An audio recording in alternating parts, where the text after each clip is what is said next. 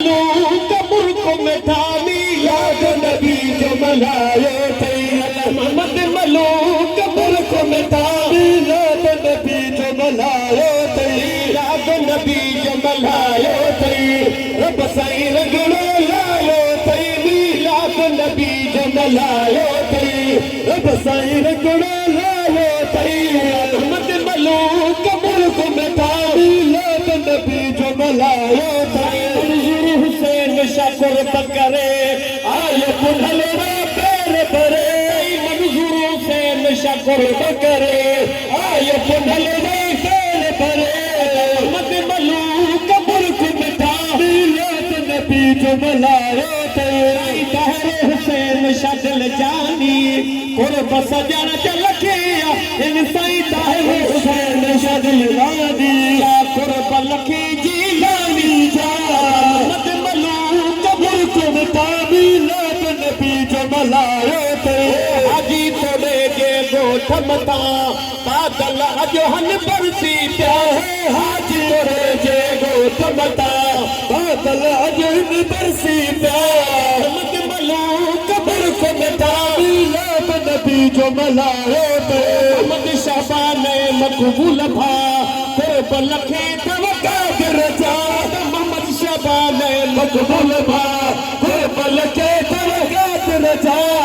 मत मलूक कब्र को मिटा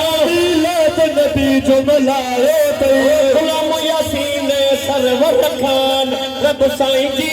अथवा मान गुलाम यासीन सरवर खान साईं जी अथवा मान मत मलूक कब्र को मिटा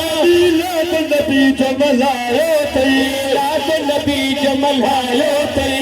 रब साईं रगड़ो लायो थे नबी जो मलायो थई रब साईं रगड़ो लायो थई मोहम्मद मलूक कब्र को मिटा याद नबी जो मलायो थे नसीर भानवर लख मुबारक थो दिल पर मोहम्मद नसीर भानवर लख मुबारक थो मोहम्मद मलूक कब्र को मिटा याद नबी जो मलायो थे व्यापार जुमले कोशाई गुल बहार बेरा जाती व्यापार जमायत गुल बहार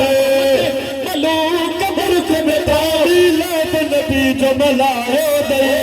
न खान के रब साईं खुश रख जाए क्या बताई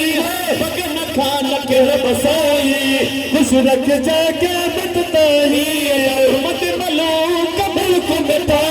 याद नबी जो मलायो थे लतीफ बिहायो वाजे बाजो शेर उतायो वाज लतीफ बिहायो वाजे बाजो शेर उतायो वारे शाह तुझी दरगाह मुल्कन में मशहूर है हजारे शाह तुझी दरगाह मुल्कन में मशहूर